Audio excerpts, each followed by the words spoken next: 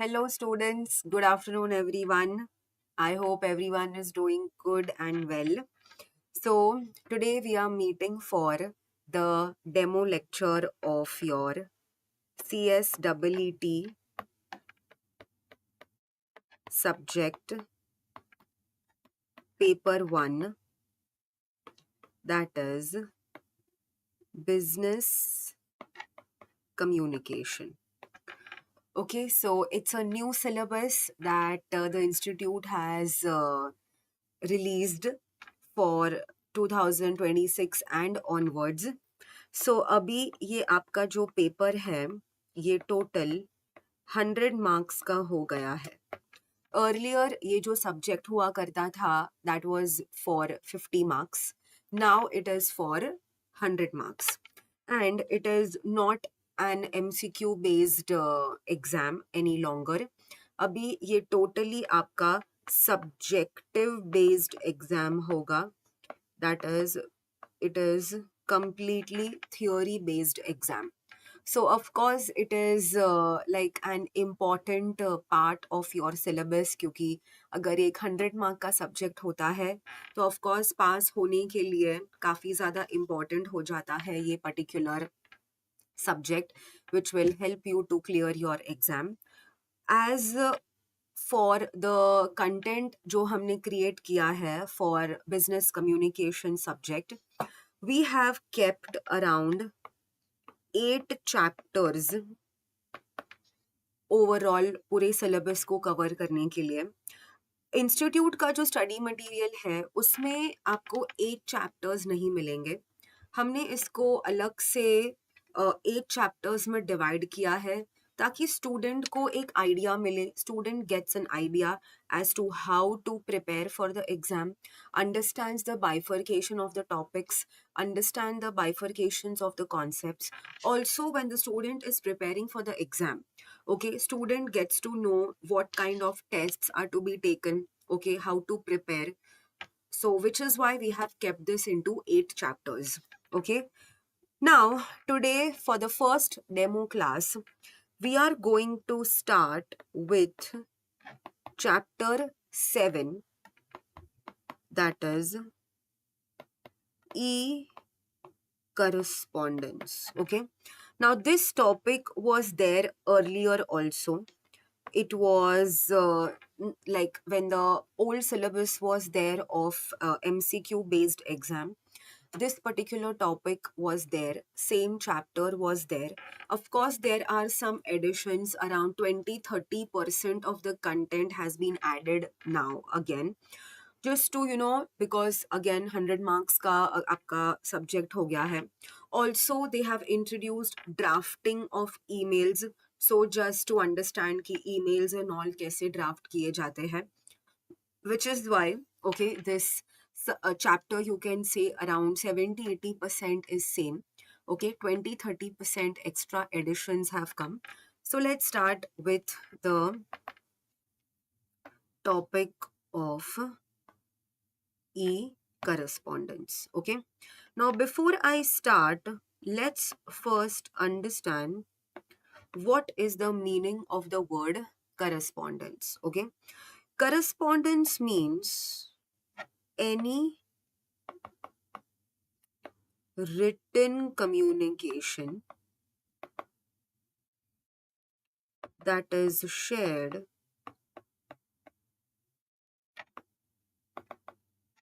with an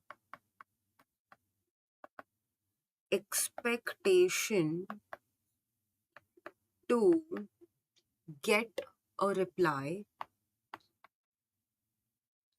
is called correspondence.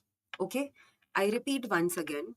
What is correspondence? It means it is a written communication that is shared with an expectation to get a reply is called correspondence.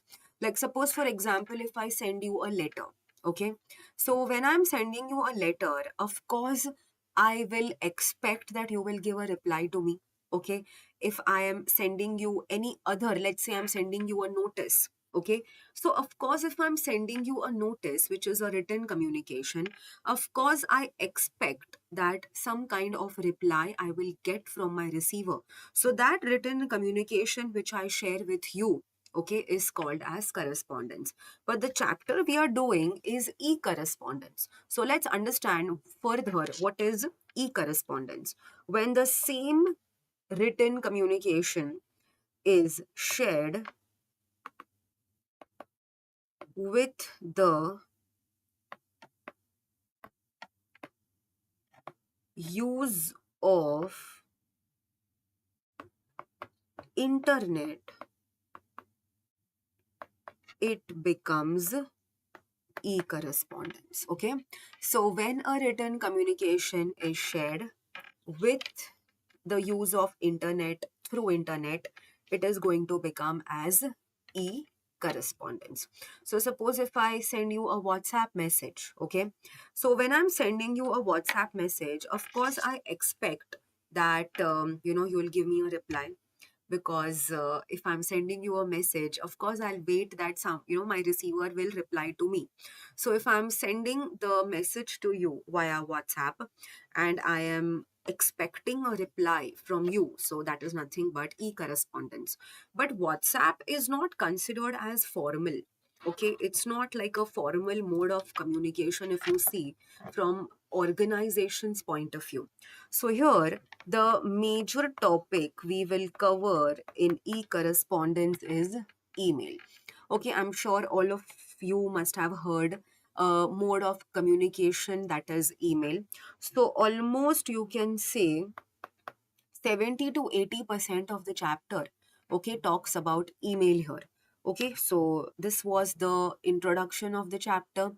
This was the meaning of what is e-correspondence. Okay, moving ahead, let's understand further what is the concept of web pages. Now, what are web pages? Web pages are documents on the internet.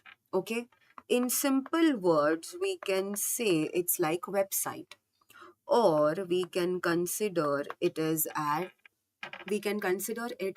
www. Now, what is www? World Wide Web. Now, earlier when this particular uh, subject was in the form of MCQ, okay, on this particular concept, a lot many times MCQ has come. So, of course, from theory perspective also, this topic becomes important. So, what are web pages? Web pages are documents on the internet. They can be text documents, they can be images, they can be videos, they can be emojis, or any other multimedia. Okay. Now, if I give you a simple example of a Wikipedia page, okay, Wikipedia page is a very common example of web pages. It is going to have text information, okay, it is going to have images, it can have videos or any other type of emojis or any other multimedia. So I can say here that Wikipedia page is an example of web pages. Next, there is something called as HTTP. Now again, full form is important: hyper text transfer protocol. That's the full form, HTTP. Here, protocol means rule. Now, what is this protocol used for? It is used to construct or build the web pages. Now, how? Let's say if suppose I want to access a web page of facebook.com. Okay, so it is www.facebook.com. Before that, you will observe HTTP will be added automatically. So when I add this HTTP, it gets added automatically. That is nothing but it is used before the accessibility of the website. It is used before the name of any web page you want to visit, which is why it is called, as it is used to construct or build the web pages. Then you have is HTML. Now, what is a full form of HTML? Hypertext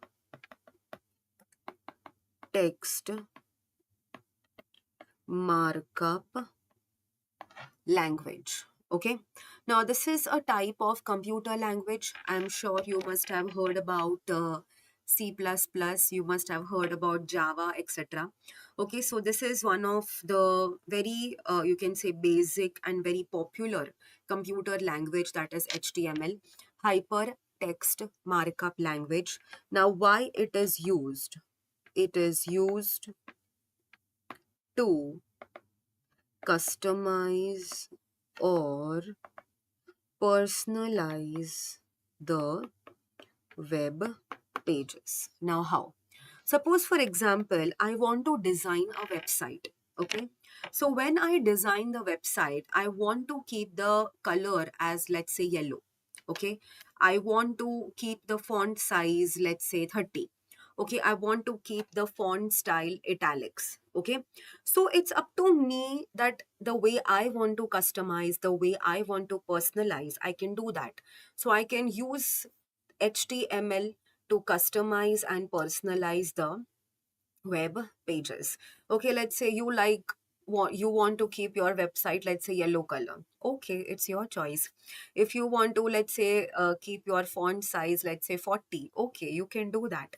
If you want to, change the style of the font, of course you can do that. So all this can be done, okay, with the use of HTML, that is hypertext markup language. So it is used to customize or personalize the web pages.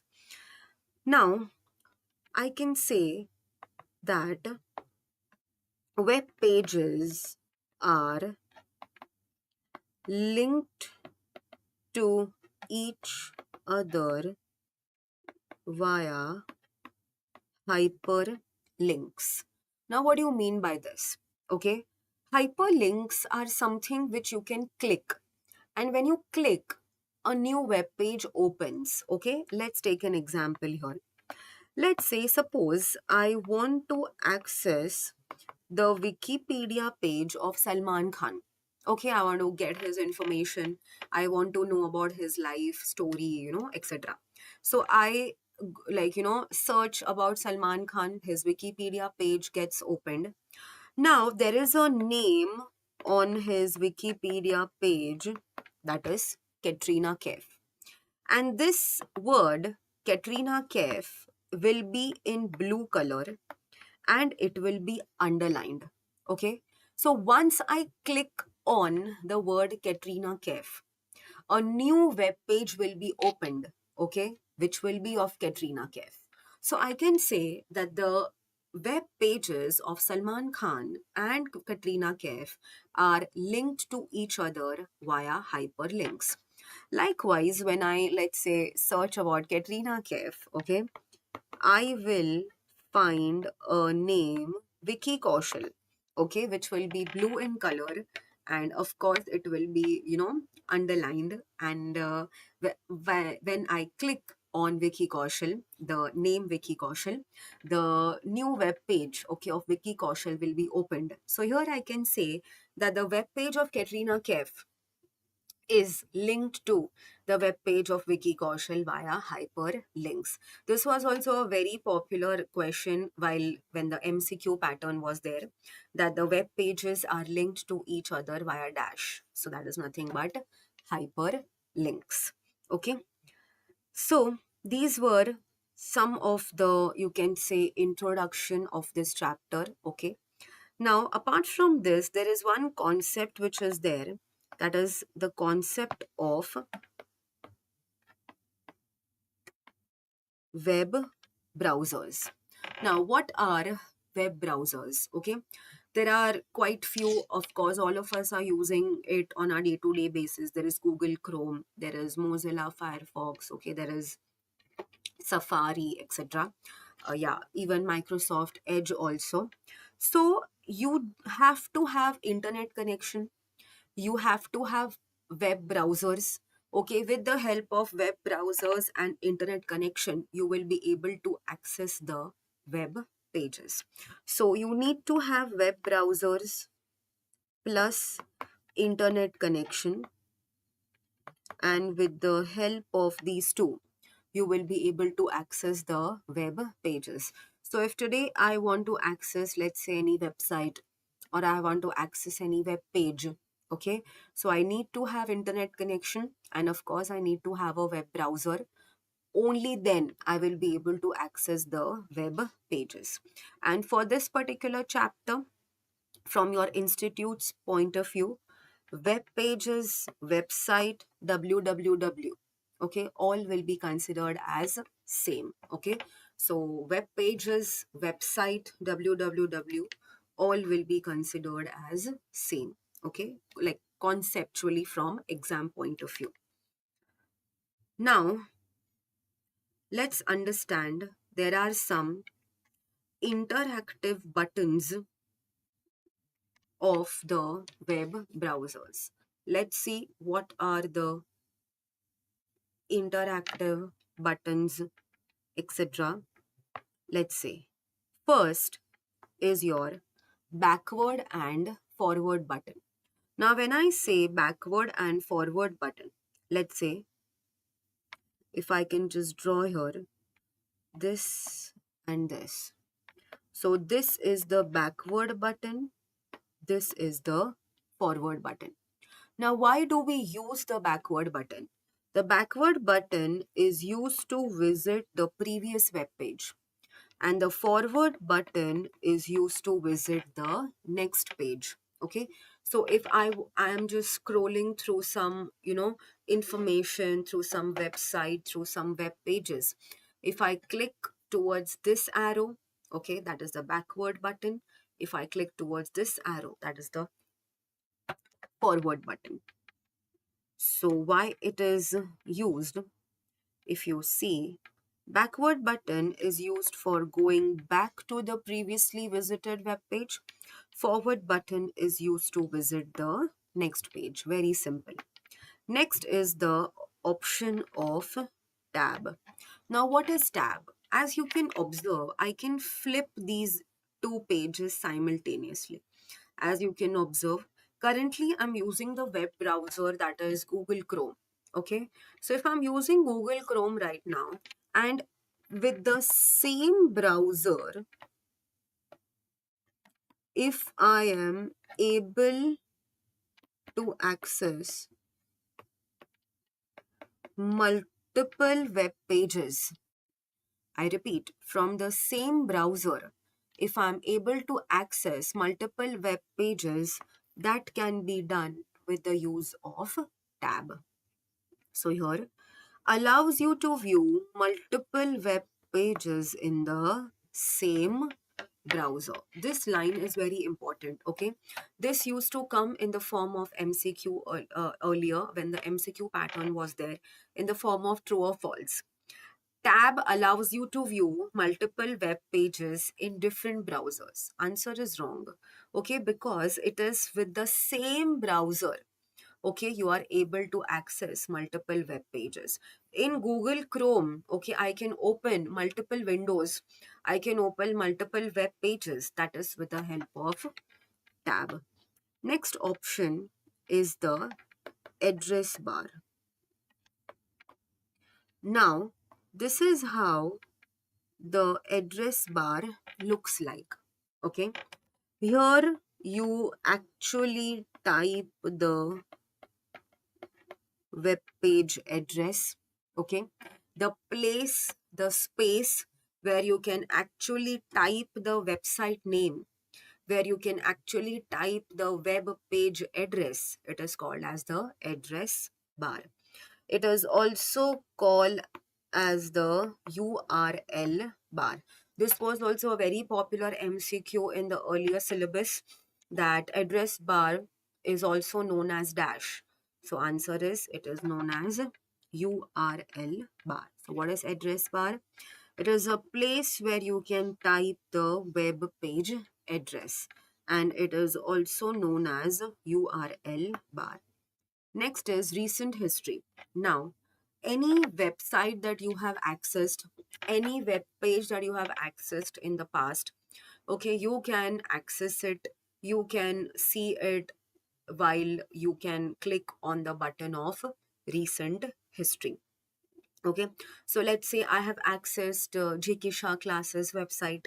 Let's say I have accessed ICSI website.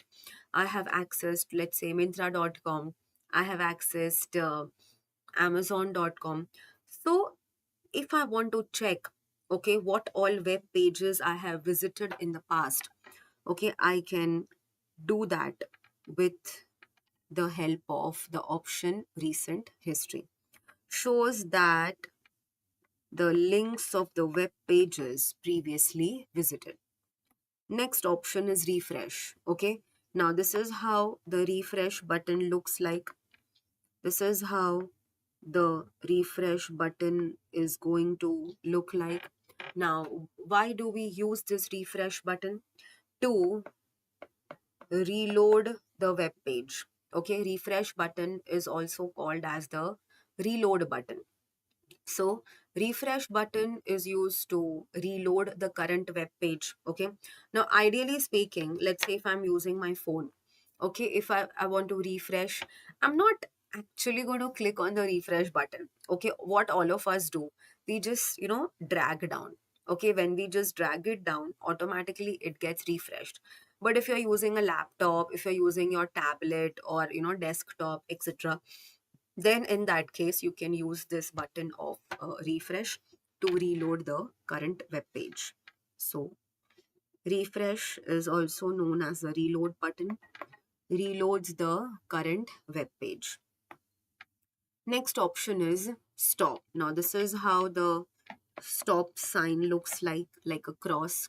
It cancels the reloading of the web page. Okay, so if I want to reload information, but I have checked everything on that web page. My accessibility is done. Now I want to close it down. Okay, I want to cancel its upload. So I can click on the stop button. Cancels the loading. Next is the home page. Now, what is a home page? Basically, home page is called as the first page of the website. Okay, home page is called as the first page of the website. So if suppose, let's say I'm scrolling on Amazon, so while scrolling, let's say I reached the 30th page. Okay, so when I reached the 30th page while scrolling, like just window shopping online, now I want to come back to the first page. So now when I come back to the first page, I have two options. I can go back multiple times, or directly I can click on the home button. Once I click on the home button, okay, I will be, directed to the first page of the website, which is the home page. So brings you back to the home page. It is the first page of any website. And the last option is the search option. Now, I'm sure if you have used, let's say, Google Chrome as a web browser, there must be like a big, in letters written Google. And below that, you will find like something like a magnifying glass. And here you can search, okay, whatever you want to search. Let's say I want to search CSEET information. So I will type here the information in this particular box that is given. I will click on the magnifying glass, okay, and I will get the information, okay, of whatever information I want. This is possible with the use of search button. So whatever I want to choose, okay, whatever I want to search, any information by my choice, I can search with the help of the search button. Search box allows any term to be searched by the search engine. Okay, so these are some interactive buttons that we can use while you are using a web browser. Okay, now next concept, obviously a very generic concept, something which we are using on a day-to-day basis, is internet. Now what is internet? Internet is a type of a network, okay, which helps us to connect, okay, all around the world. It helps to connect multiple devices. Okay, it's not going to just connect computers now. Okay, earlier of course computers were accessing, internet, but now that's not the case. Okay, you can have your phone connected to the internet. There can be, any other device, let's say laptop, there can be tablet, iPad, etc. Of course, now if you know the, washing machines, okay, ACs, all the other electronic gadgets, okay, are also like, using internet connection. So which is why we are able to connect to multiple devices with the use of internet. So internet is like, worldwide it is used, and we are connected to each other all around the world only through internet connection. Okay, so this is your little bit of information. Now we are coming to what is email, electronic mail. Now, when you send or receive messages, okay, with the help of email address, with the use of internet connection, okay, that is nothing but you are using email. Now emails can be, text messages, they can be any images, any PDF documents, any videos, etc., in the form of attachments. All these topics will come further, but here just I'm giving you information about what is email. Okay, it is a process of sending or receiving computer files or message by computers. Okay, now of course we do not use only computers. Even through your phone also easily you are able to, send or receive email messages. Next is your concept of history of email. Okay, one of the very important topics, how the, emergence of email started. Okay, what was the history behind it, what was the, concept of email, etc., how did it all start. So we will understand the year and the event, what happened in that year with respect to emails. Okay, so let's start. First is the year 1965. Now let me just write this again. Let's say the first year is 1965. Now what happened in the year 1965? There is this institute, MIT, that is Massachusetts Institute of Technology. Okay, it's a place in USA, like how we have Mumbai University, okay, named basically on the basis of a place in India, that is Mumbai. So likewise, there is a place in USA named as Massachusetts. There is this institute, MIT, Massachusetts Institute of Technology. First time demonstrated the use of mailbox. So very first time, okay, it was shown to people, it was shown to the public that how a mailbox can be used.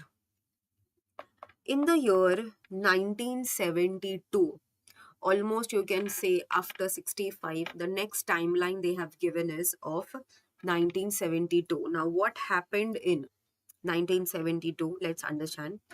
A protocol was created, that is FTP, file transfer protocol. I had explained earlier Protocol means rule. So a protocol was created, file transfer protocol. Why was it created? To send the email messages. Okay, so FTP was developed, FTP was created to send email messages, and this happened in the year 1972. Next, in the year 1974, what happened? US military started using emails in its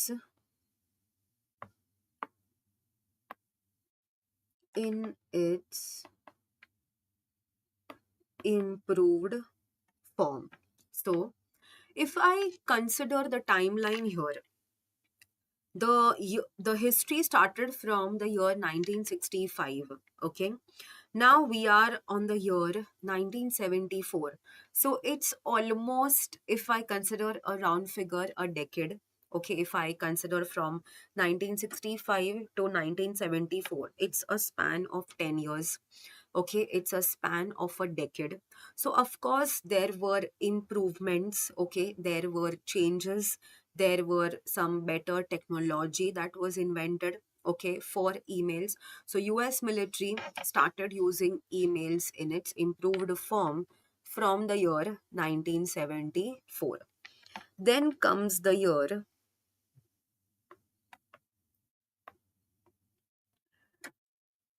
1975. Now, what happened in 1965? Sorry, I reframe my sentence. Now, what happened in the year 1975? First time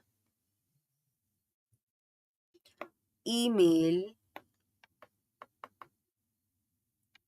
accounts were created. So, when I say first time email accounts were created, that means what? Do you agree that today in 2026 as well, if I want to send or receive email messages, okay, do I have to, create a email account first and only then I will be able to send or receive messages? Of course. So, first time ever, the email account was created in the year 1975. Of course, which it has been continued even today, and I hope in the till like we are using emails, it is still going to be there only, the email accounts that are created, which first started in the year 1975. Then comes next year in the chronology is 1976. If you observe, 74, 75, 76, okay, all is in a span of, a gap of one year. Okay, so what happened in the year 1976? Emails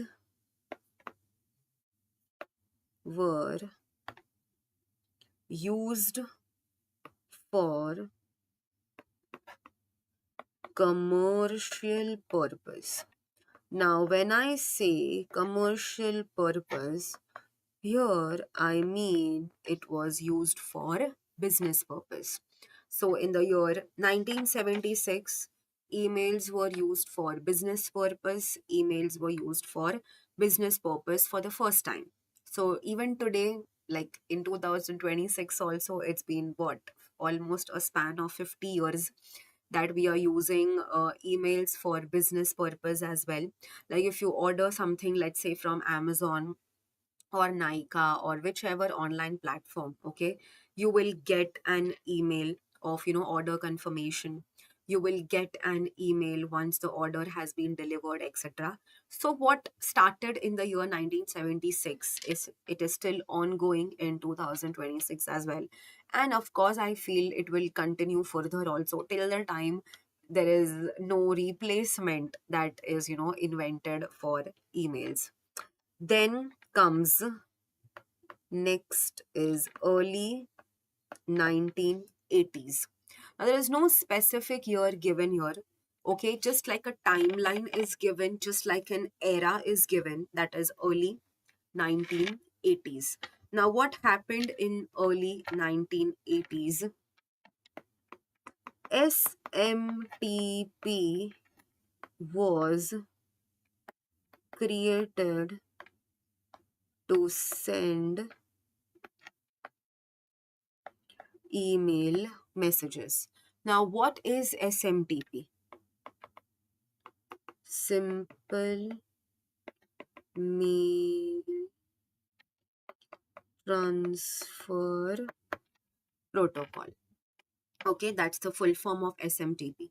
Now, if I just scroll in the year 1972, if you see, FTP was also created to send email messages, and SMTP was also created to send email messages. That means there was some drawback, okay, in FTP.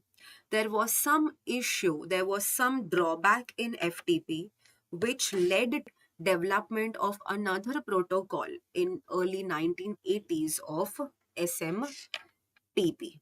Okay, so what was that drawback? What was that issue with FTP? We'll come to it, okay, when we do the further part of the topic. But let's first finish the history. One last timeline is pending.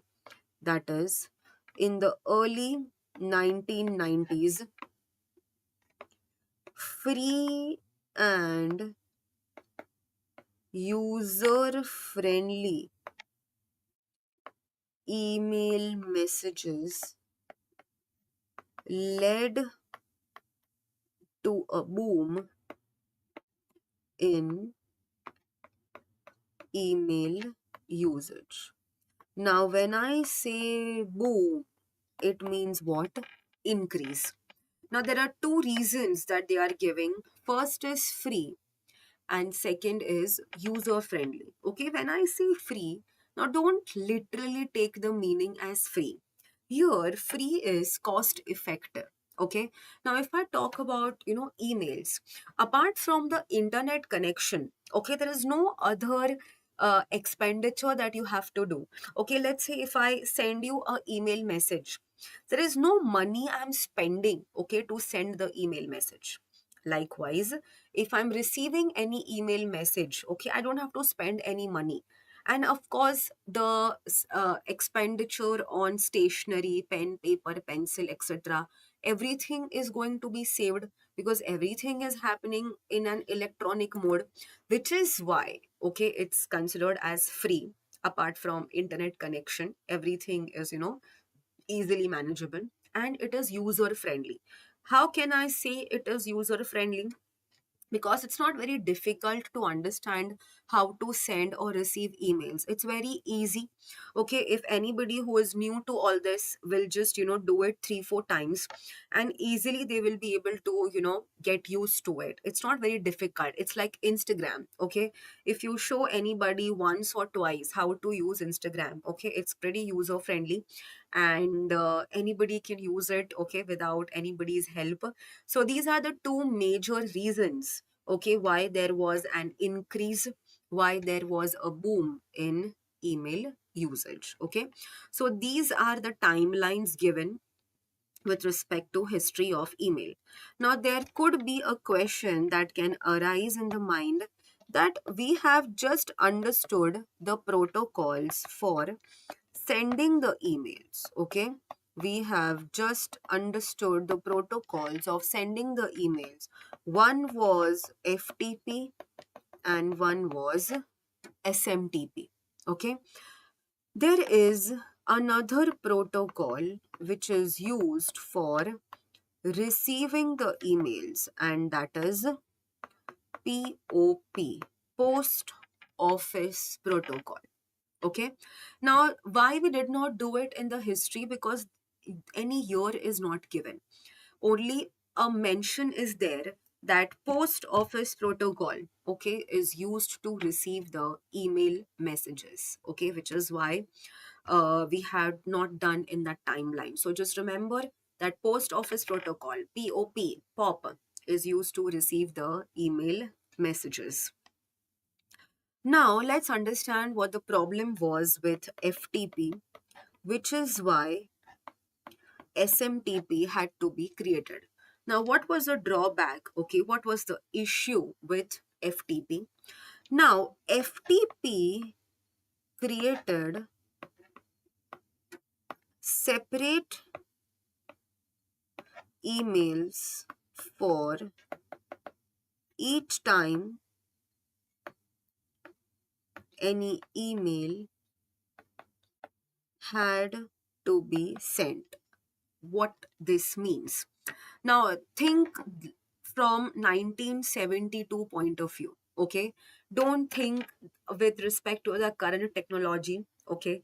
Right now, we are in 2026. Things have changed a lot, okay? Things have, improved so much in technology. So please don't consider 72 and 2026 in comparison. So what happened when FTP was created? Let's say I wanted to send, let's say, emails to 10 different people. Okay. So if I had to send it to 10 different people, I had to create a separate email 10 times to send it to 10 different people. Okay. So a separate emails had to be sent each time. Okay. Which caused, okay, a problem in the memory space. Okay. There was wastage in memory space. So this was one of the drawbacks of FTP, which led to the invention or development or creation of SMTP. Okay. Now, again, SMTP was also not 100% perfect. There was, of course, issues with SMTP also. Now, what was the issue with SMTP? There were cases like forgery. They were not able to detect any kind of, forgery that happened. Now, what is forgery? Forgery means you manipulate, the information. Just fake anybody's signature. So all this was not detected by SMTP. So it was very easy for people using SMTP to, forge the documents, okay, to manipulate the information, to forge the signature, okay.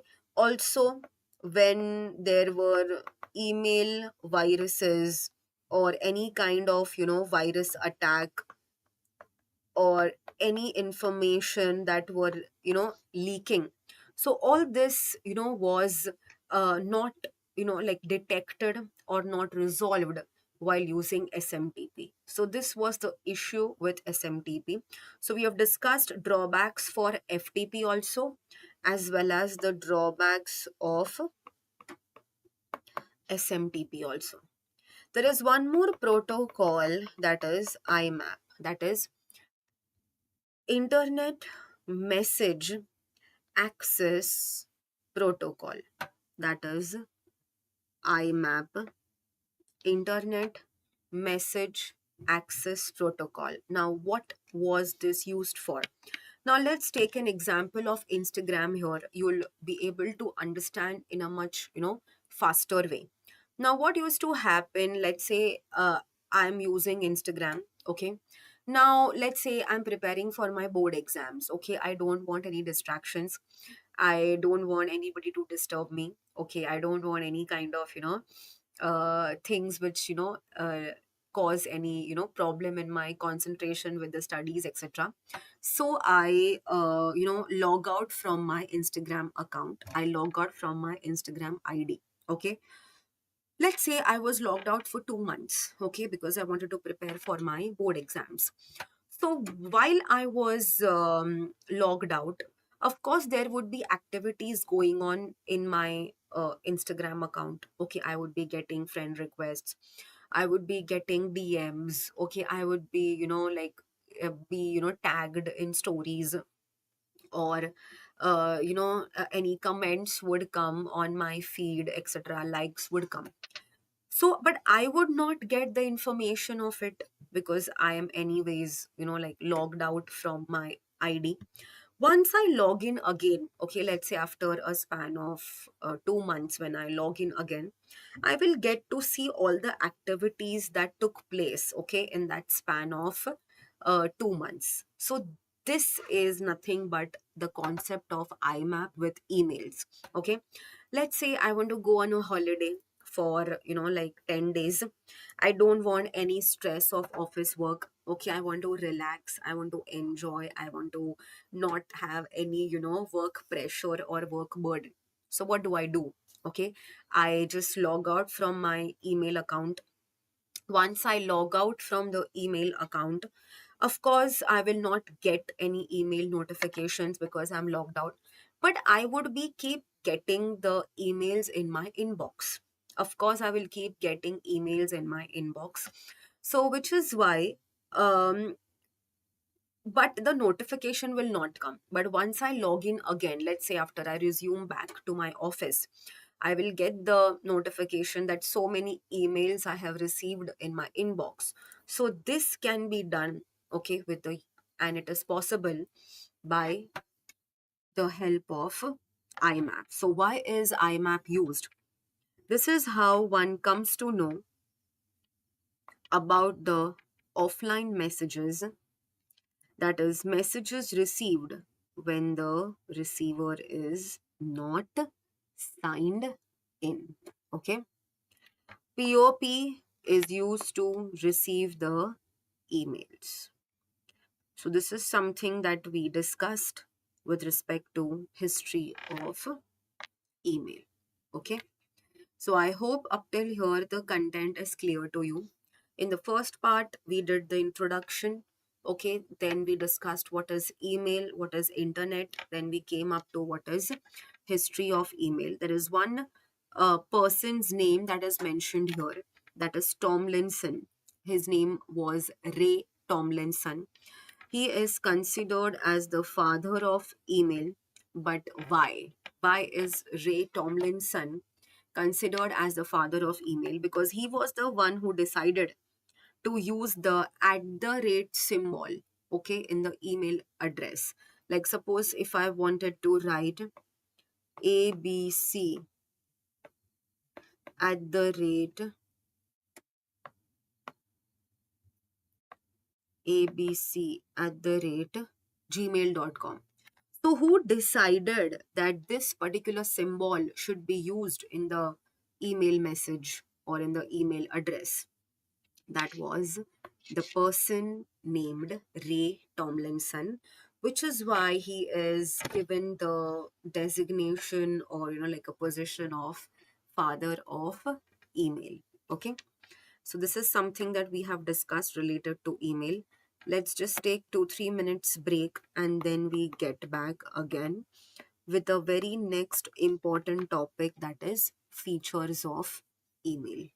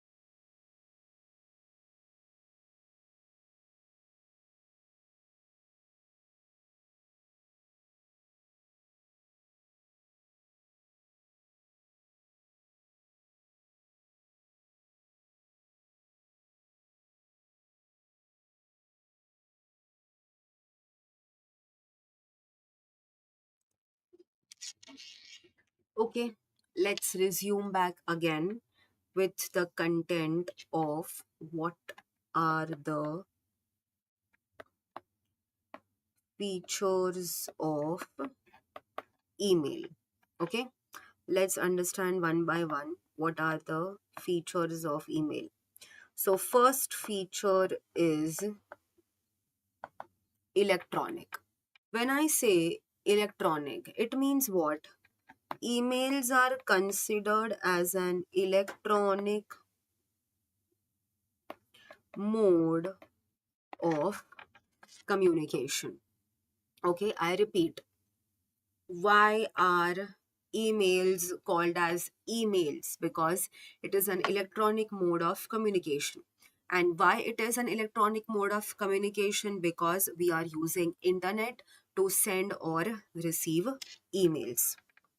Second is cost effective. Now, if you remember the explanation of history of email, in the last point we had discussed early 1990s. In early 1990s, what did I explain you was free and user friendly email messages led to a boom, okay, led to an increase in email usage. So the word free was nothing but cost effective. So when I say cost effective, okay, there is no expenditure on stationery that is done. Okay, pen, paper, pencil, etc. is not going to be utilized. Of course, the cost will reduce with respect to, the stationery. Also, you do not have to spend any money to send or receive emails. You can easily, just have internet connection, and only with the use of internet connection you will be able to send or receive email messages without any cost. Next is the feature of spam. Now, what are spam emails? They are called as junk mails, unsolicited emails, or unwanted emails. Now, unsolicited means unwanted. Now, emails which are of no use to us. Okay, it's just sent for the sake of sending. Okay, there is no use as such. It's not important. It's just, like sent just to, like as a marketing purpose. So, all these emails which are of no use to the receiver, they are called as spam emails, junk, unsolicited, or unwanted emails. Then you have is the search option. Now, why do we use the search option? The search option is used to find emails from the inbox. How? Let's say, suppose for example, there are 1,000 emails in my inbox. Okay. Now, I want to find a particular email that has been received from someone. So one option is that I scroll the entire inbox, okay, and I keep searching where that particular email is.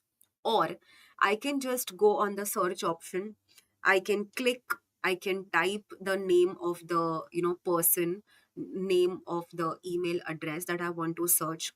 And as soon as I will click on the search option, okay, I will in my inbox, okay, whatever emails I have received from that person, I will be able to, see it on my screen, which becomes more easy, which becomes more faster, okay, while using the option of search.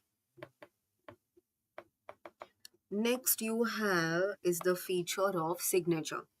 When I say email signature, here it means digital signature. Now, what are digital signatures? Digital signatures are used to authenticate email messages, like how you can just sign any document.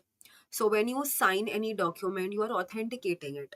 Same way, if you are, like using digital signatures, if you are using email signatures, it is going to authenticate the email messages. Now, three content are mentioned in the email signature. First is the sender's name, then you have is the designation, and last you have is the company's name. These are the three contents that you mention in the email signature. Now, this email signature automatically gets added at the end of the email. Okay, so let's say if I'm drafting an email to send to my receiver, whatever my email signature will be, okay, my name, my designation, and the company's name will automatically get added, okay, at the end of the email message. So when my receiver gets the email, okay, when my receiver will read the email, they will be happy, they will be relaxed that the email has been received from an authentic source. Email has been, received from a trustworthy source. So they will, of course, like trust the sender who has sent the information. It's like, assume this way, like if you get a DM on Instagram, okay, if the account is a verified account, okay, you will obviously trust that message more as compared to if you have received a DM from an unverified account. Okay, so it's like, it's the same, that email with signature will be more trustworthy and authentic, and email without signature will not be, like that trustworthy as it was if, the email had a signature. Next is the option of attachment. Now, like I said earlier when I explained you what was email, emails are not just going to be text messages. Okay, I can send you any PDF documents, I can send you any images, I can send you any videos, etc., which will be in the form of attachments. So, here, apart from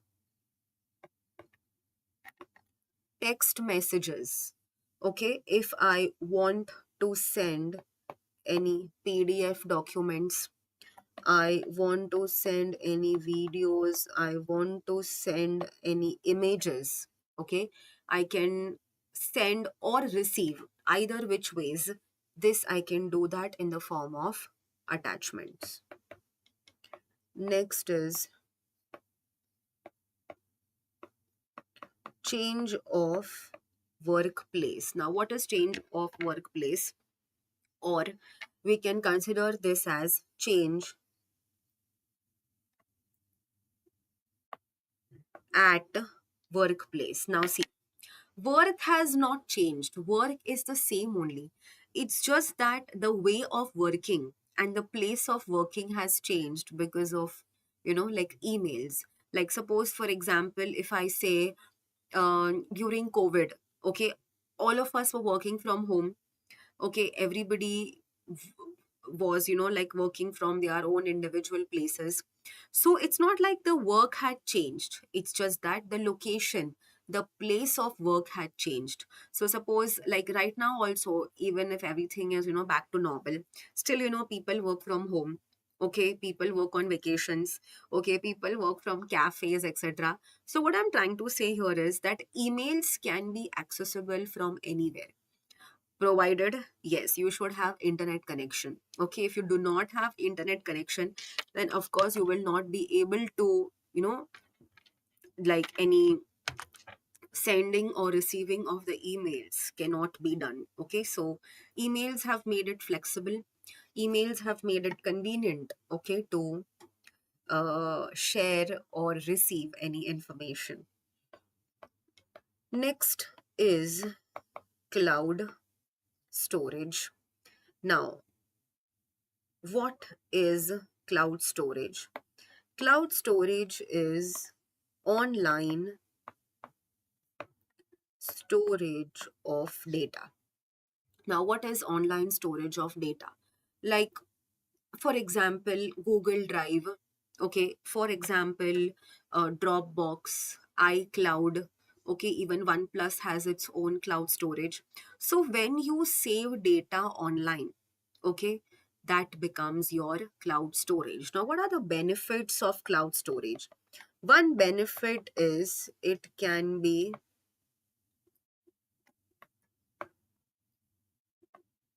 accessed from anywhere. Sorry, any information that is on cloud storage can be accessed from anywhere. And second, device storage space is saved. So these are the two benefits of cloud storage. First is it can be accessed from anywhere. Like, suppose, for example, let's say I have all my notes, let's say, on my Google Drive. Okay. If I have all my content, all my notes in Google Drive, but I don't have my device with me. Okay, I don't have my laptop, I don't have my desktop, I don't have my own iPad or tablet, etc.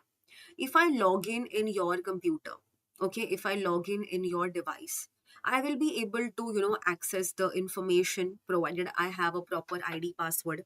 Okay, so this is nothing but an example of cloud storage, okay, that I can access it from anywhere. Same way, device storage space is saved. So if my data, let's say I have a data of 500 MBs, okay, now, if I save that 500 MBs on my Google Drive, okay, my device storage space will be saved. It will not be, like used. I can use it for some other purpose. So these are the two benefits of cloud storage. Now, with respect to email, let's say, suppose I have my Gmail ID password. I remember it. Can I log in your phone or your device with that ID password? Of course I can. Okay, I can use that particular ID password to log in on any, of the devices, even if I don't have my own device, etc. So emails are also like, an example of cloud storage.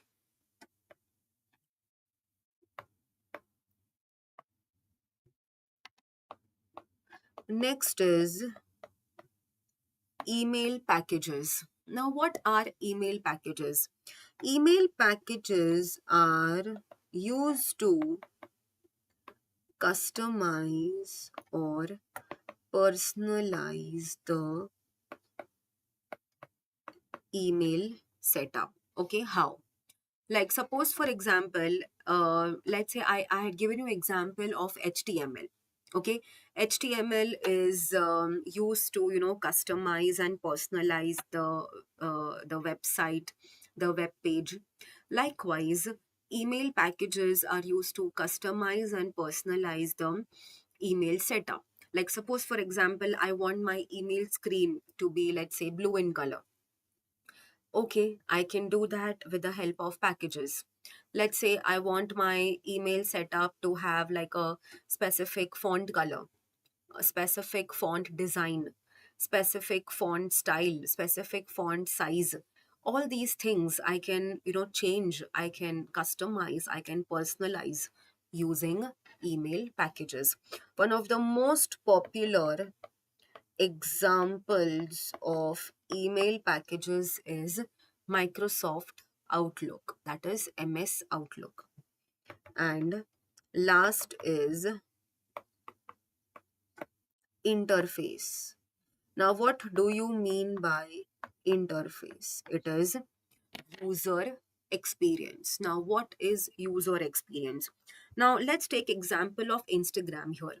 Okay, I'm sure all the students who are viewing this or whoever is viewing this must be using Instagram. Majority of them, I'm sure, must have used Instagram, like or is currently using Instagram, so you have the experience of it.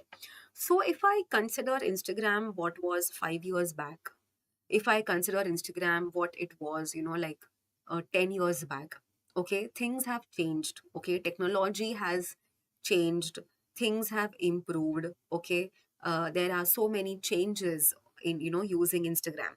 Like if I talk 10 years back, okay, it was just a photo sharing application. Okay, it was not used as DM, it was not used to share stories, etc. It was just a photo sharing application. Okay, then slowly, you could just upload videos. Then I think in 2016 or 17, okay, the feature of Instagram stories was invented. So now you can just, upload stories for like 24 hours, people can view, comment, etc. Then there was nothing like DMs. Okay, Instagram DMs was not there, but now, of course, they have introduced Instagram DMs. Then there was, all these filters were not there, AI mode was not there. Okay, so things have changed. So I can say that if the interface is good, okay, of any application or of any software, the user experience will be better, the user experience will be much, good for the ones who are using it. So that is interface. So like if I give you an example again of Instagram, like in 2016-17, when Instagram, came up with Insta stories, okay, for a brief period of time, the market of Snapchat had gone down. Now, why did the, market of Snapchat had gone down? Because what Snapchat was providing, okay, same thing was, the feature was given by Instagram. Okay, that you can upload the story for 24 hours, your followers, etc., people can view them, and you can just like, know what is happening around the world, and you can share, etc. So people thought that why to keep two different applications? Okay, it's better through one application only. Okay, we will be able to use multiple features. Because of that, the market of Snapchat had gone down. So this is nothing but interface. Now, how is interface a feature of email? Let's understand that. Now, let's say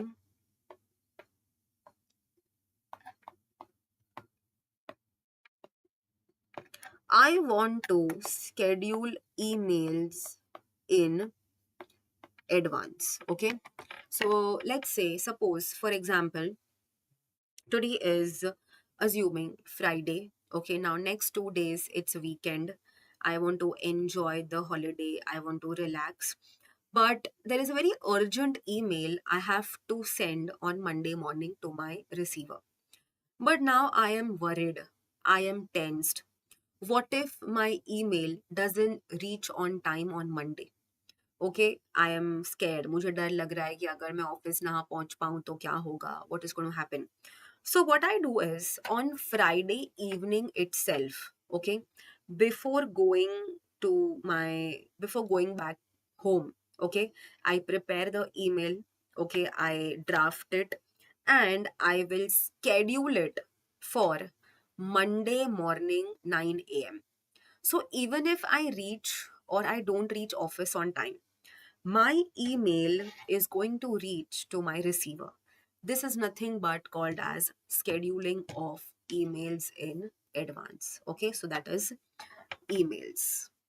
And this is, of course, with this option, with this feature, it is going to be better for the users to experience. So because of scheduling of emails in advance, it is a good user experience, it is convenient for the users. Okay, so these are some of the, you can say, features of email. Okay, now, if you see, this topic is like features of email account. Earlier, the topic was what? Features of email. This is what is features of email account. Now, first is inbox. Very easy. Now, what emails do you have in the inbox? The messages that you receive, okay, are there in the inbox. All the emails that have arrived, that is nothing but you have received. Sent mail, whatever emails you have sent, okay, from your own email account will be there in the sent mail option. Drafts. Now, in simple words, drafts are nothing but like work in progress. Okay. Let's say I was drafting an email. Okay. And I was in the middle of drafting the email. Suddenly, I got busy with some other work. Okay. And that email is yet to be drafted. I'm still in the middle of it. So if I'm still in middle of drafting the email, of course, I will not be able to send it. If I send it, it's going to be like an incomplete email that I will send, which will not look good. So an incomplete email which is yet to be completed and yet to be sent, okay, will be saved in the drafts folder. Messages that you have created but not been sent by you, that is, will go in the drafts folder. Spam. Now, three words we had discussed when we discussed spam: unsolicited mail, junk mail, and unwanted mails. Okay, so these are your spam. Now, if let's say I get some messages from, some advertisement, some sale, promotion, job offers, this and that, which are absolutely of no use to me. So I will mark that email account as spam.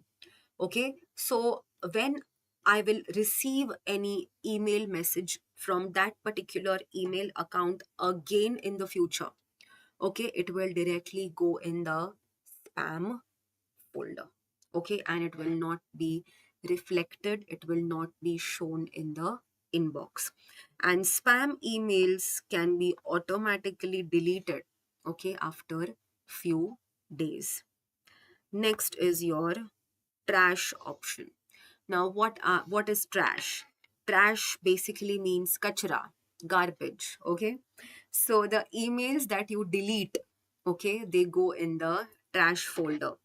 Deleted mail is put in the trash folder. Okay, so whatever emails that you delete from your own inbox, okay, it will be like reflected in the trash folder. It will remain in the trash folder for a few days, okay, and after that it will get permanently deleted. Because sometimes what happens is, by mistakenly, if something gets deleted and if you want to retrieve it back, okay, how is that possible? Okay, it is possible with the retrieval of emails from the trash folder. After few days, emails are permanently deleted from the trash folder.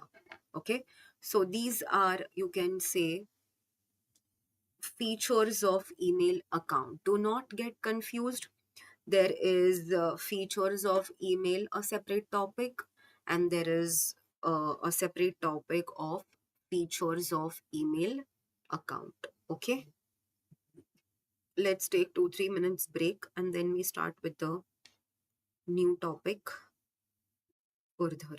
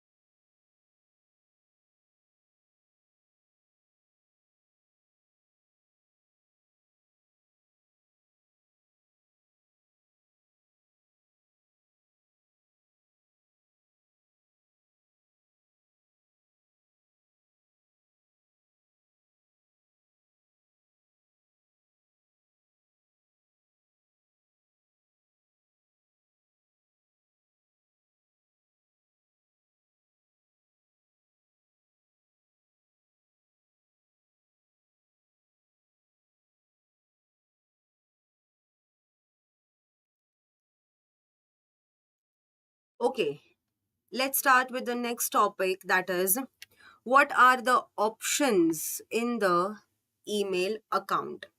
Now, first is compose mail. Now, when you have any of your email accounts, whether it is Gmail, Yahoo, etc., you'll always find one button below. Okay, if I consider Gmail as a benchmark, right hand side corner, you'll have a button of compose mail. Okay, once you click on that option of compose mail, a window gets opened, and in that pop-up window, okay, you will be able to type the email messages, you will be able to write the email messages, so that comes as an option of compose mail. So here underline, by clicking on the compose mail button, a window appears where we can write our messages in the message box. Second is the contacts. Now, how you have like, in your phone, you have like a list of phone numbers. Likewise, if you think of an email account, the contacts you will have is of the email addresses that you have. That is contact. So, underline. Contacts help you to find email address of a person. To field. Now, what is to field? To field means, if suppose I consider email page, you have options like to, from, CC, BCC. Okay. So when I write to, so to here you will have receiver's email address, from is going to have sender's email address. So to field, you will put the address of the receiver. Next is your subject. Now, while you mention the subject, okay, why do you mention the subject? You mention it just to understand the purpose of the email, why the email has been sent, like as a heading. Like, suppose if I want to send you notes, okay, so in the subject, I will mention notes of CSEET syllabus. Okay, so before you open the email message, you have an idea, you have an understanding that why this email message was sent. So here, main heading of your mail. So basically it shows the purpose of the email. Then you have is the text area. So as soon as you click on the compose mail option, okay, a window is going to open. So that blank space that you have, okay, is actually where you can type, is actually the text area, okay, where you can, type your email message. So message is written in this space. Then you have is the send button. As soon as you click on the send button, of course, the email will, like reach the receiver. Then you have is group contacts. Now, usually this option of group contacts, okay, we don't use it while you are having like, a personal email account, but it's useful if you're using it, in any office, in any, corporate setup, in a formal setup. So suppose, you can categorize your email accounts. Like suppose I talk about production department, or let's say I talk about, let's say, sales department. Okay, so there are like 10 people in the sales department. Okay, so I group them all together. Okay, all the people who are working in the sales department, everybody will be together. So if any common emails I want to send, okay, I can do that while, I categorize them, I group them together and send it all in one go. That is group contact. So they are organized in different groups. So here I can say in different categories. So that can be school, relatives, etc., office. If for an example, it's given here school, office, relatives. But in from a business point of view, from a corporations, from an organization's point of view, it can be like production department, sales department, etc. Next. Now, for the very first time, okay, earlier, any which ways, it was MCQ pattern. So, very first time, Institute has come up with how to draft emails. I'm sure in your school life, you must have done something like, letter writing. Okay, there was a format of letter writing. You mention the address, there is date mentioned, there is subject mentioned, okay, there is a body, there is salutation, signature, etc. So here, format of email writing. So first is from. So what you write in from, you mention the sender's email address. Two is going to have receiver's email ID. Now, what is CC and BCC? This we will discuss in tomorrow's demo lecture. Okay, what is CC, BCC? Right now, just understand the meaning of CC, that is carbon copy, and BCC is blank carbon copy. Next, you have is the subject. You mention the title, the reason, the purpose of writing the email. Then you have is the salutation. Now, salutation is dear Mr. A, dear Mr. B, or you can also, like, if you don't know the person's name, okay, you can mention it as dear sir or dear madam. Okay, earlier respected was considered to be a good salutation, but now the word respected, you can say, is outdated. Okay, nobody uses the word respected in salutation. It's always starting with dear. Then you have is the main body. Now, usually main body of the email that is there, maximum you can have is, like 3 paragraphs, from exam point of view also, as well as in real life also. Okay, because from exam perspective, assuming, okay, because still yet the uh, new syllabus first exam has not yet happened, so assuming the institute is going to keep a 5 mark question for drafting emails, so we can have 3 paragraphs. Okay, which is why it's sufficient from exam point of view. But from real life perspective also, okay, we can think that when you are practically writing emails, drafting emails, 3 paragraphs are, more than sufficient, because longer emails nobody is interested in reading. Okay, keep it short, concise, brief. No need to have, like, lengthy emails. So that is your main body. It is going to contain the main content. Okay, of course there should be like an introductory paragraph, and of course there are going to be relevant details. Next is your closing. Basically, it is the conclusion. Okay, so when you are concluding the email, okay, you can conclude it in the form of any opinions you want to give. You can conclude it in the form of any request you want to make. You can conclude by giving any suggestions. Okay, if there is any complaint, like, you can end it with a hopeful note that I hope the complaint will be resolved as soon as possible. Then you have is attachments. Now, see, not all emails are going to have attachments. Okay, like if I want to just, schedule a meeting for tonight 9 p.m., okay, a Zoom meeting, so I will just mention it in the subject. I will just write a 2-line email. So there I don't need to put any attachments. So not all emails are going to have attachments. The ones that have attachments, good. The ones who don't have it, it's okay. Okay, without attachments also emails can be sent or received. And last is your signature. So a signature is going to have usually 3 things, but it can have 2 also. Okay, while I explained you the features of email in that signature, I gave you 3 things to be mentioned in the signature: sender's name, designation, and company's name. But if you do not want to mention the company's name, it is okay. You can mention the sender's name and the designation of the person who is sending the email. So it includes the